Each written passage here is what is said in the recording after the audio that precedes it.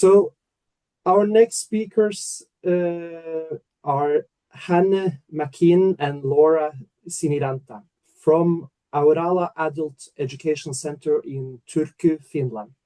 They work as a teacher and project coordinators and have hands-on experience supporting adults who struggle with basic mathematics, including through Finland's new national skills badge system. Please welcome Hanne and Laura. Hello, everyone.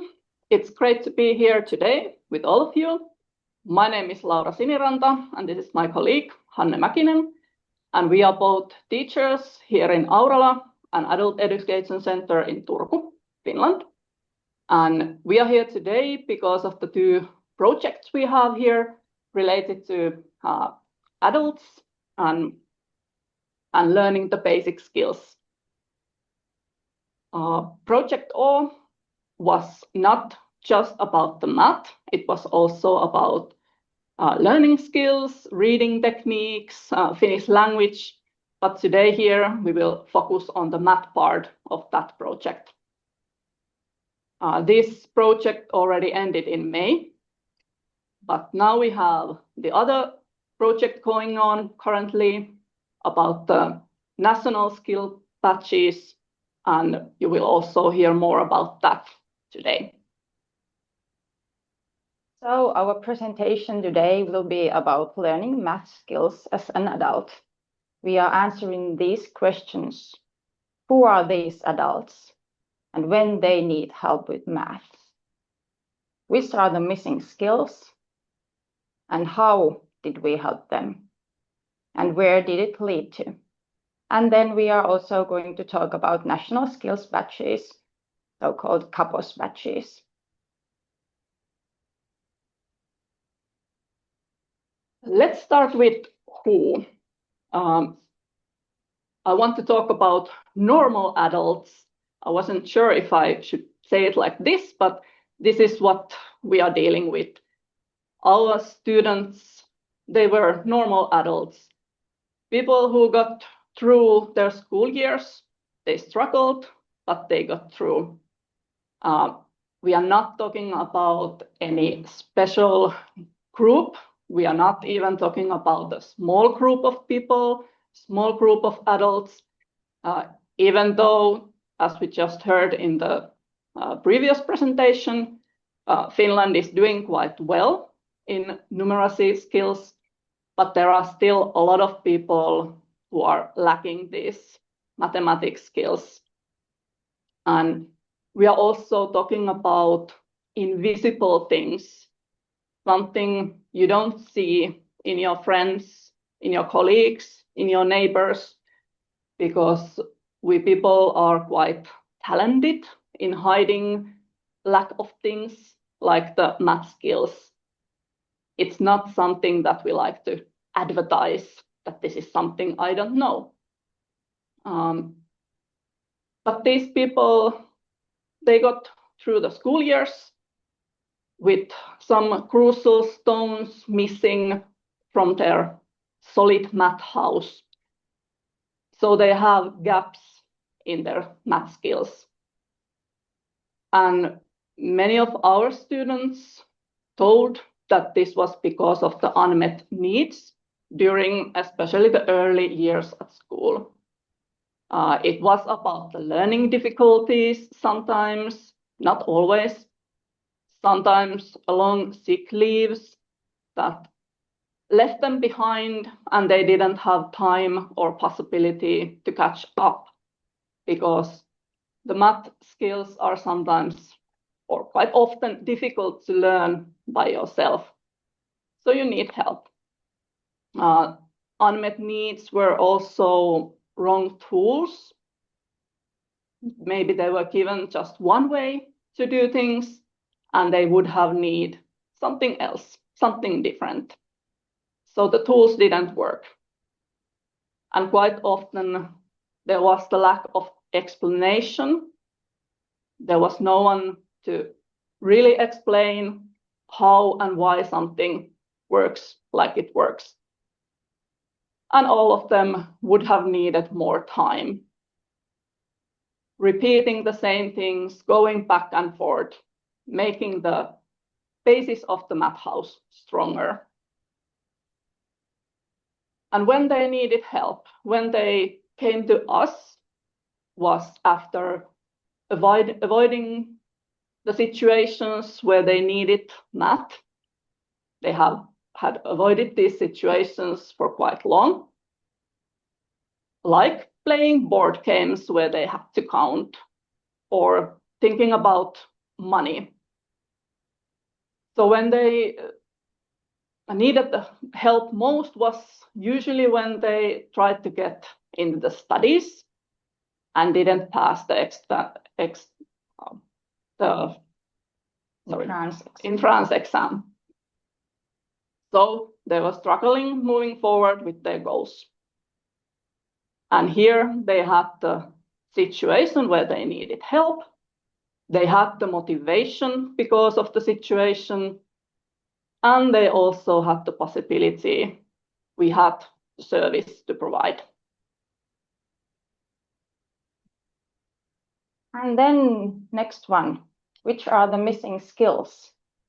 First of all, understanding the language of math.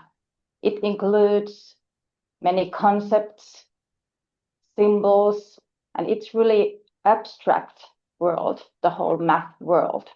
And somehow they didn't have the connection between the abstract world and the concrete world. Of course, there are some crucial stones, crucial skills that some or quite many were lacking. For example, decimal system or place value, pairs that make 10, crossing 10, multiplication table, and so on. These are normally learned in early school years, and these form the basis, the first layers of this math house. You can see also the math house here in our presentation. So these are the basis bricks or stones. And this math house is built cumulatively. It means that the first layers must be solid. So these decimal system pairs that make 10 and so on, they must be solid that you can build the next layers. And you can get to this mathematical problem solving. Like Laura said, some of our students had some learning difficulties, maybe dyscalculia, dyslexia, visual perception difficulties. But actually, none of our clients had diagnosis of dyscalculia. But maybe these days, if they were children, maybe they would have had this diagnosis. Also, dyslexia affects many mathematical problems, maybe written, so you have to understand the language. And it can also affect a sense of quantities and so on. And then last but not least, self-efficacy. We think it's actually the other half of these missing skills. So math skills and then self-efficacy, the confidence that you can use and apply these basic skills. We think it's the mortar between these bricks or stones. So what did we do? We found out that actually the most important part of learning math as an adult was providing the emotional safety.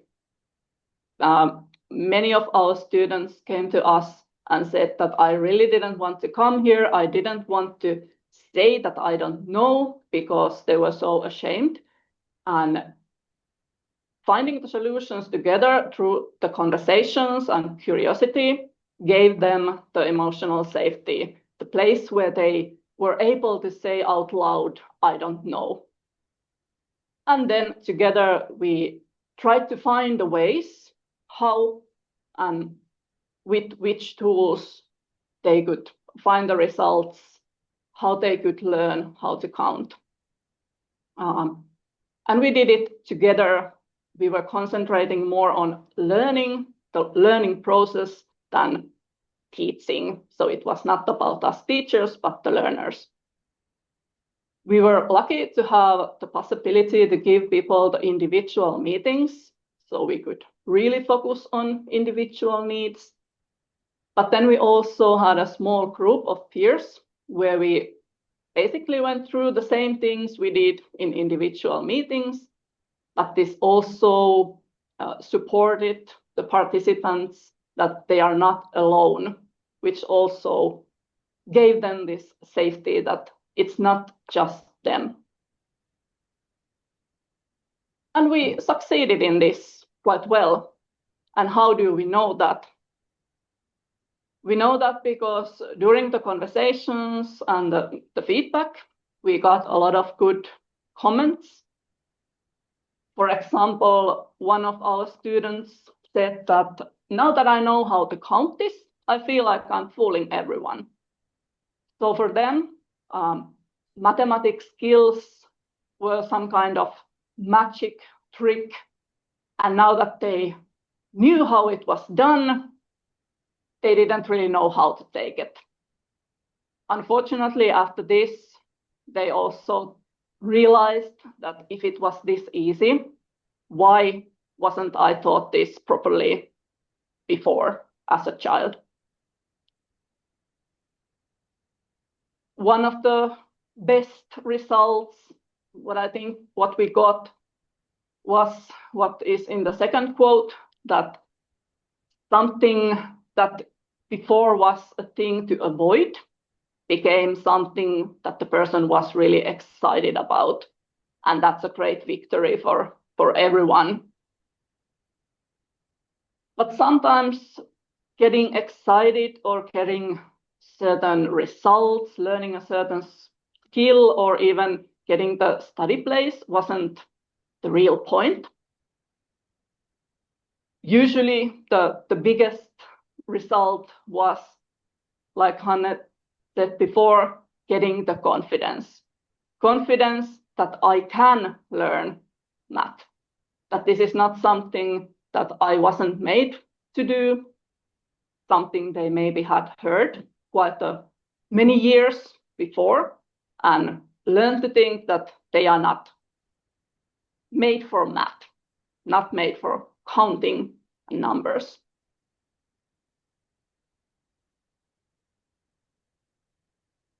And then the national skills badges. Yes, so national skills badges, so-called KAPOS badges. This KAPOS is an abbreviation from Finnish words kansalliset perustaitojen osaamismerkit, so badges, merkit. And the National Agency for Education launched this last year and gave this legislative change also then. And it's possible to complete these badges only in liberal adult education institutions here in Finland. And these are official certificates. So the completion data goes to a national database. And there are altogether 32 badges in 6 themes. And these themes are learning skills, digital skills, numeracy and financial skills, literacy skills, interaction and work well-being skills, and sustainability skills. And in Aurala, we have now this ongoing project called Kappas Kaposta project, which is funded by the National Agency for Education. And this is actually a co-project with 2 other liberal adult education institutions, 2 adult education centers in Finland from Kuopio and Seinäjoki. And in this project, we have groups for young adults. And then it's also possible to complete these badges in our adult education courses, adult education center courses, which are paid courses.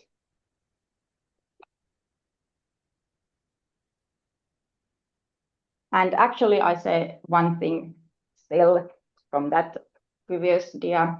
There are maybe so far I heard that there are in this national database there are 2,600 completed batches so far in the whole Finland.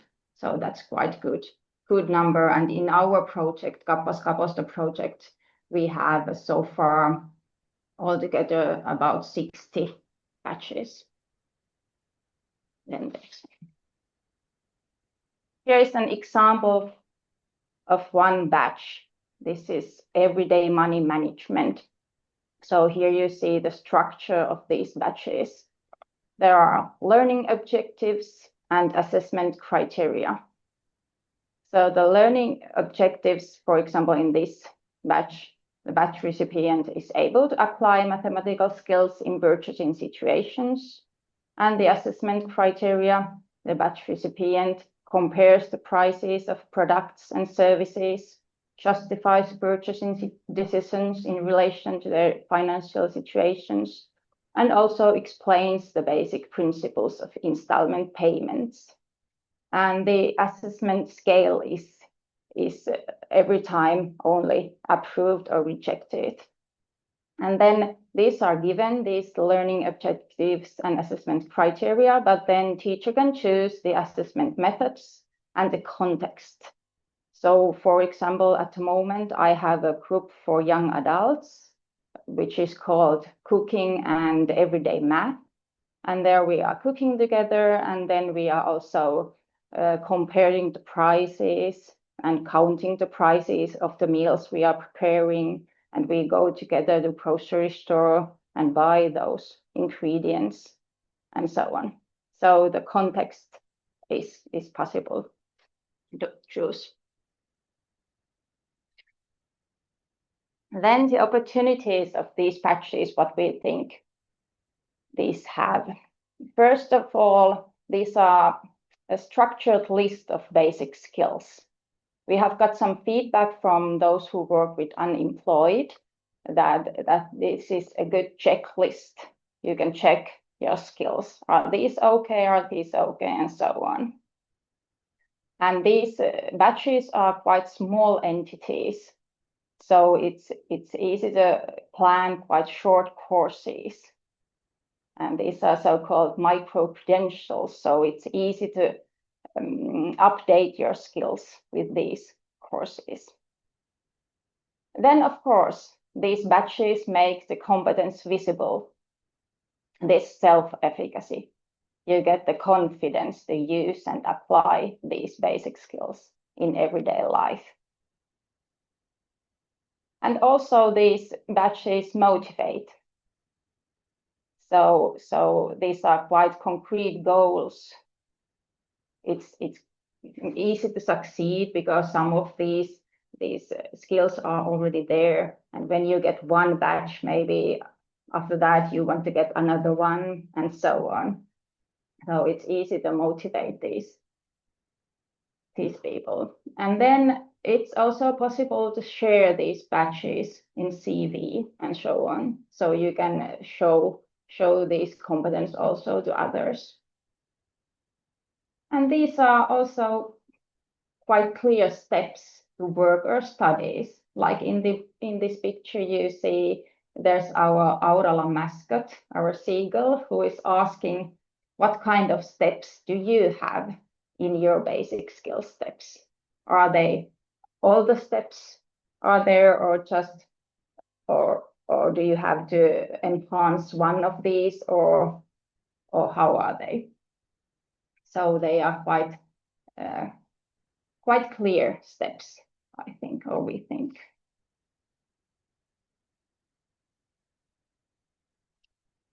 Thank you very much for listening this short, quick run through our projects. If you have any questions, feel free to ask in Q&A, or you can also send us email and ask more. Yeah, and if you have some detailed questions about Kapos batches, for example, the development process or so, you can send email also to Heikki Tulkki, who is Counselor of Education here in Finland. So there's also his address.